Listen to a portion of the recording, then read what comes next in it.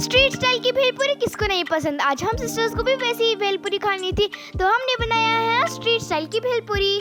ले लेंगे 2 कप मुरमुरे, उसमें डालेंगे आलू, थोड़ा सा रोस्टेड पीनट्स, ऑनियन, टोमेटो, पापड़ी, थोड़ा सा सॉल्ट, सेव, चाट मसाला, इमली चटनी, ग्रीन चटनी, कर देंगे उसको मिक्स।